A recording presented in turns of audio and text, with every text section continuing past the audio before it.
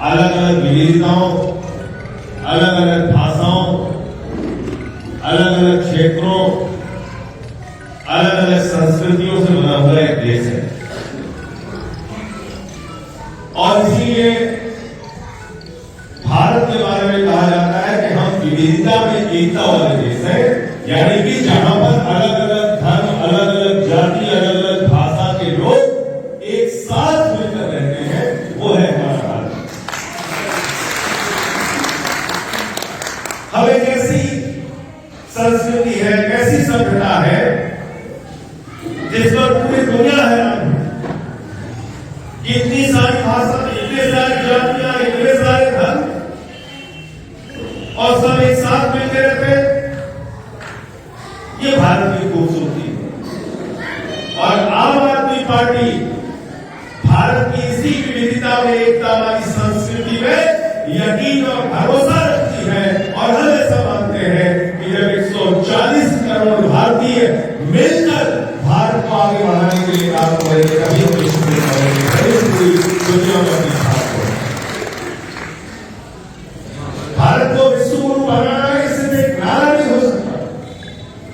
भारत को अगर विश्व गुरु बनाना है तो 140 करोड़ लोगों के योगदान को लेकर भारत को आगे ले जाना होगा।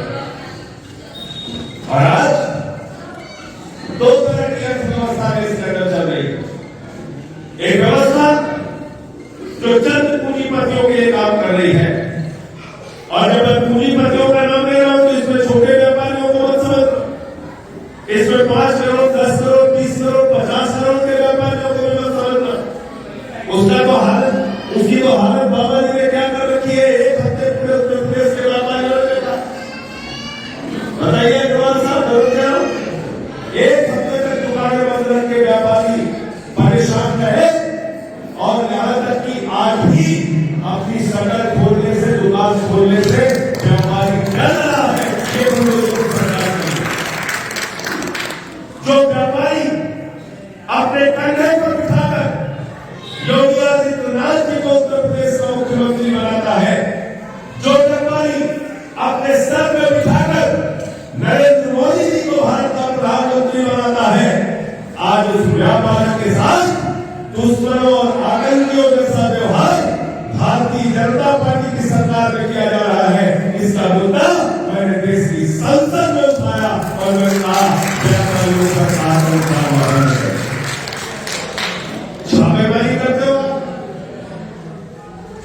किसी की दुकान में घुस जा रहे हो, और तो और मुझे तो यहां तक पता चला, पता नहीं अगर जांच करेंगे तो इसकी सच्चाई मिलेगी, मामले की जांच हुई नहीं, उसके पहले ही चेक भरवा कर लेकर चले गए। 5 लाख का चेक को, 10 लाख का चेक को, गलत तो नहीं कह रहा हूं? जब तुमने जांच नहीं की तो चेक कैसे लेके जा रहे हो? तो मैंने संसद के अंदर कहा ये GST goods and services tax नहीं है, ये जीएसटी गुंडा सर्विस टैक्स बन गया है। गुंडा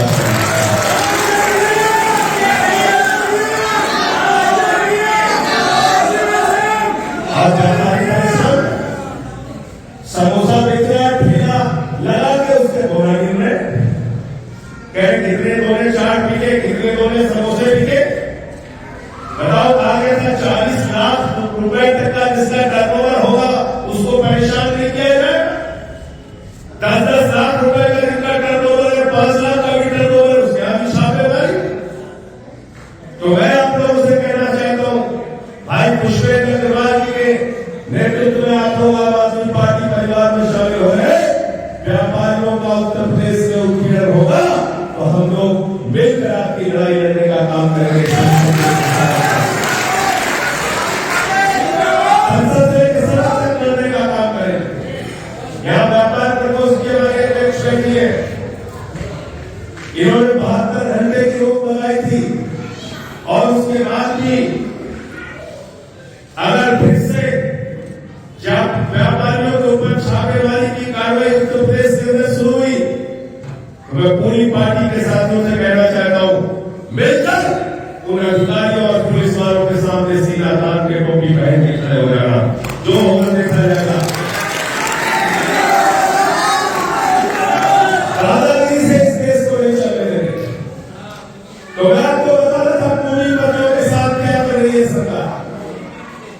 पूंजीपतियों का 11 लाख करोड़ रुपए का कर्जा माफ किया है। कितने का? 11 लाख करोड़ रुपए। एबीसीडी बहुत पढ़े लिखे प्रोफेसर है, मैं भी अगर इनसे कह दूं कि 11 लाख करोड़ रुपए लिखो तो जीवन कितना रुपया माफ कर दिया? अदानी का बड़े पूंजीपतियों का। तो मुरादाबाद के छोटे व्यापारियों पर छापेमारी करते हो, बरेली के छोटे व्यापारियों पर छापेमारी करते हो, मेरठ के छोटे व्यापारियों पर छापेमारी करते हो, गाजियाबाद के, लखनऊ के, कानपुर के, बरेली के छोटे व्यापारियों पर छापेमारी करते हो, लखनऊ के छोटे व्यापारियों पर छापेमारी करते हो, काशी वाराणसी के व्यापारियों पर छापेमारी करते हो, प्रयागराज के व्यापारियों पर छापेमारी करते हो, लेकिन जो तुम्हारे मित्रों है उनका 11 लाख करोड़ रुपए माफ करते हो। ये सच पूरे देश को, पूरे उत्तर प्रदेश को बताया जाएगा। ये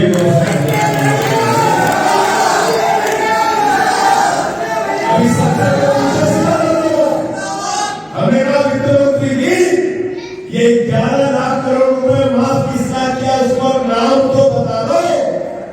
तो भारत की सरकार ने कहा, मोदी जी की सरकार ने कहा हम नाम नहीं बताएंगे। हमने कहा पुष्पेंद्र गवाल 5 लाख रुपए का कर्जा बाकी रहते तो इनका नाम बैंक के सामने पोस्टर चिपका देना।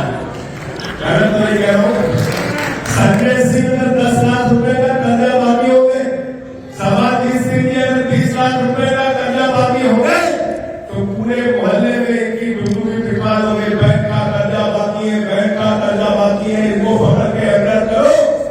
मैंने कहा मोदी जी आपकी सरकार, जैसे भारतीय परंपरा में पत्नियां अपने पति का नाम नहीं लेती, तो मोदी जी की सरकार पूंजीपतियों की पतिव्रता पत्नी होगी।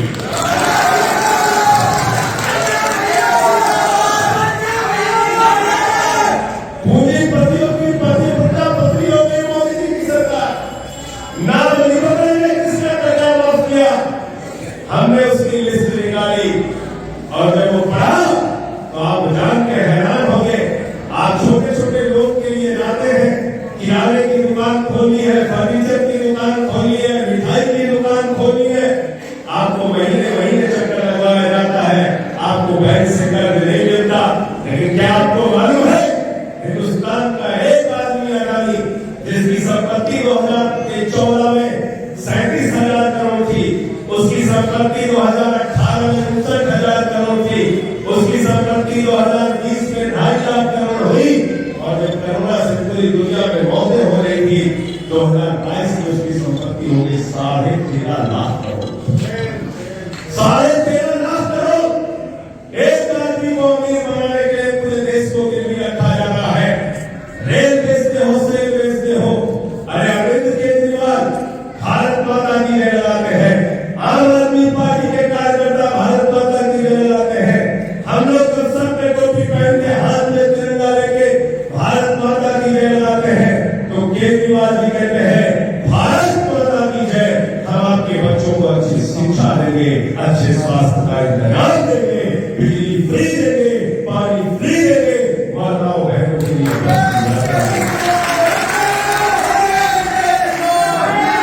लेकिन क्या करें भारत की सरकार, क्या करें भारत के प्रधानमंत्री नरेंद्र मोदी जी?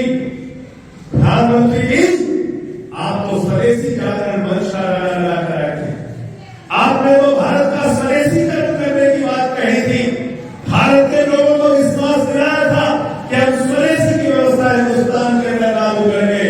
लेकिन भारत के प्रधानमंत्री नरेंद्र मोदी जी कहते हैं भारत माता की जय, हम भारत की रेलवे बेचेंगे, भारत माता की जय, हम steel authority of India limited बेचेंगे, भारत माता की जय, हम कोल इंडिया बेचेंगे, बीपीसीएल बेचेंगे, स्टेडियम बेचेंगे, बिजली बेचेंगे, पानी बेचेंगे, सड़कें बेचेंगे, एफसीआई बेचेंगे। अरे भारत माता की जय, भारत की संपत्तियां बढ़ाने से होगा, भारत माता की जय, भारत की संपत्तियां बेचने से नहीं होगा। इसलिए साथियों और दोस्तों, मैं आपसे कहना चाहता हूं दिल्ली जाना दूर नहीं है। कभी मौका मिले तो अपनी टीम के साथ भाई पुष्पेंद्र अग्रवाल जी के साथ आइए हम दिखाते हैं आपको दिल्ली में कैसा काम किया हमारी सरकार ने, कैसा काम किया केजरीवाल जी ने। दिल्ली के अंदर जब सरकार बनी, सरकारी स्कूलों का दौरा करने जाते थे तो मकड़ी के जाने लगे रहते थे, टाटपट्टी पर बच्चे बैठ के पढ़ते थे, टॉयलेट का इंतजाम स्कूलों में नहीं होता था। आज उन्हीं सरकारी स्कूलों को अरविंद केजरीवाल ने एयर कंडीशन कमरे बनाकर आपके बच्चों को पढ़ाई की सुविधा दी। दिल्ली के सरकारी स्कूलों में हमारी माताएं बहनें यहाँ पर बैठी, आप यहाँ भी सरकारी स्कूलों में अपने बच्चों को पढ़ाते होंगे। दिल्ली के सरकारी स्कूलों में स्विमिंग पूल का निर्माण हुआ है, एथलीट के ग्राउंड बने हैं, हॉकी के ग्राउंड बने हैं। दिल्ली के सरकारी स्कूलों के टीचर्स को हम विदेशों में ट्रेनिंग करने के लिए भेजते हैं और पिछले 5 वर्षों से इंटर का रिजल्ट सरकारी स्कूलों का रिजल्ट प्राइवेट स्कूलों से बेहतरीन आ रहा है। ये काम हमने स्वास्थ्य के क्षेत्र में मोहल्ला क्लिनिक का मॉडल दिया। 200 तरह की जांच वहां पर फ्री होती है, अल्ट्रासाउंड वहां पर फ्री होता है, वहां मुफ्त में दवाएं मिलती है। हमारी सरकार ने अरविंद केजरीवाल जी ने फर्स्ट स्कीम दिल्ली के अंदर लागू की और कहा दिल्ली की सड़क पर अगर किसी का एक्सीडेंट हो जाए तो उसको छोड़कर भागना नहीं, उसके लिए फरिश्ते बजाना, उसको उठाना, अस्पताल में पहुंचाने का ही 2000 रुपए दिल्ली की सरकार देगी और इलाज में 50 लाख भी खर्चेगा। भारत की पहली सरकार है अरविंद केजरीवाल जी की सरकार, जिसने 200 यूनिट बिजली फ्री और 400 यूनिट बिजली आधे दाम पे दिल्ली के अंदर किया। पानी 20,000 लीटर महीने का मुफ्त देने का काम दिल्ली की सरकार ने किया। माताओं बहनों के लिए बस की यात्रा फ्री करने का काम किया और हमारे बुजुर्गों के लिए जिनकी कोई चिंता नहीं करता था उनके लिए श्रवण कुमार बल्कि अरविंद केजरीवाल ने उनकी मुफ्त तीर्थ यात्रा कराने का इंतजाम दिल्ली के अंदर किया। ये सब होने आग्रही नहीं थे हमारे काम और पिछले 3 वर्ष से हम दिल्ली के अंदर चुनाव जीत रहे हैं। अभी एमसीडी में भी छाप चल गई, एमसीडी में भी भारतीय जनता पार्टी वहां पर हार गई। 15 साल से बीजेपी वालों का शासन था। भाजपा के लोग कहते थे हमेशा आपका कांग्रेस से मुकाबला हुआ, आपने कांग्रेस को हराया, बीजेपी को कभी नहीं हराया। अरविंद केजरीवाल जी ने इस दर्द का भी इलाज कर दिया।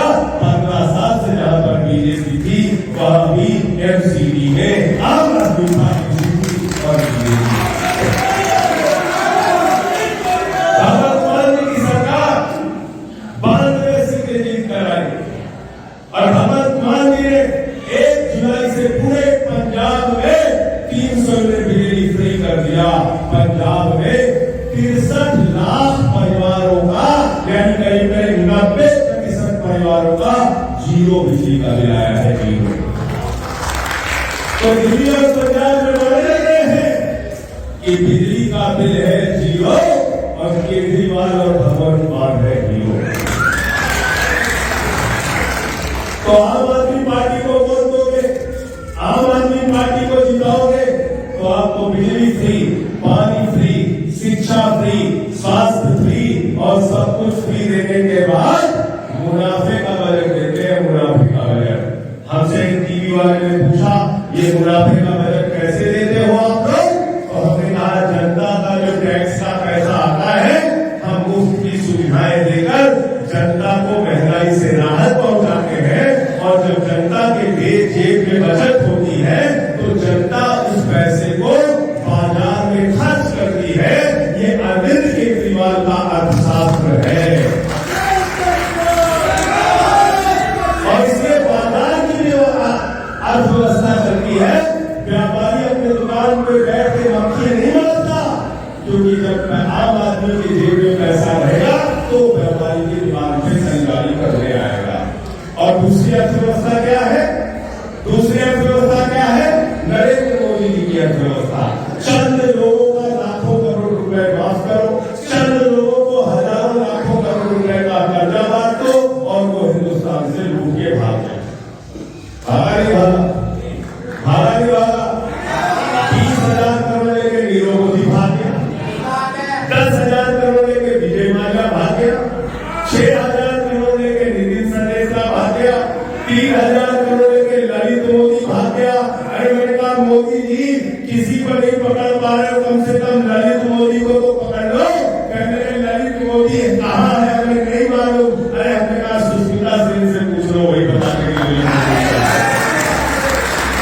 सुष्मिता सेन को ललित मोदी मिल जाता है, भारत की सीबीआई को, ईडी को, एनआईए को हमारे प्रधानमंत्री जी को ललित मोदी नहीं मिलता। क्यों? क्योंकि मिलकर खा रहे, मिलकर भ्रष्टाचार कर रहे हैं। इसलिए साथियों और दोस्तों आपसे कहने के लिए आया हूं, नगर निगम का चुनाव उत्तर प्रदेश से आ रहा है। हम 10 वर्षों के अंदर हिंदुस्तान की पहली पार्टी है जो राष्ट्रीय पार्टी बनने का गौरव आपके आशीर्वाद और सहयोग से।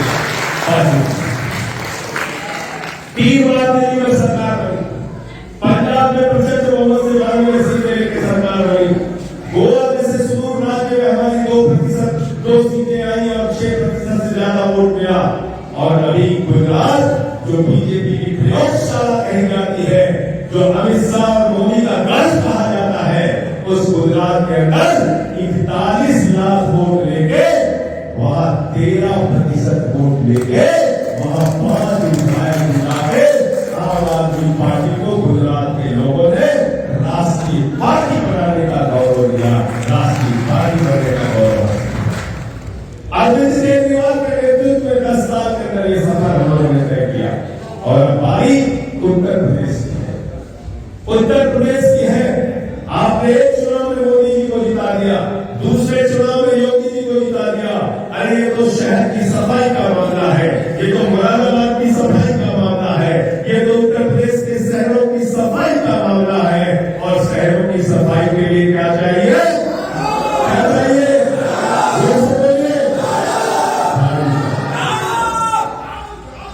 तो इसमें झाड़ू चला दो, इसमें झाड़ू चला दो सब लोग। और मैं तो कहता हूं, घर की सफाई के लिए क्या चाहिए? शहर की सफाई के लिए क्या चाहिए? उत्तर प्रदेश की सफाई के लिए क्या चाहिए? देश की सफाई के लिए क्या चाहिए? और किसी के दिमाग में अगर भूत सवार हो जाए तो जब गांव में किसी को भूत सवार हो जाता है तो सब लोग मोहल्ले वाले पकड़ के इसको लेके जाते हैं ओझा के पास, और ओझा उसे मार झाड़ू मार झाड़ू मार झाड़ू। तो जो सत्ता का भूत, जो सत्ता का भूत, सत्ता का भूत योगी सरकार पे सवार है, जो भूत हमारे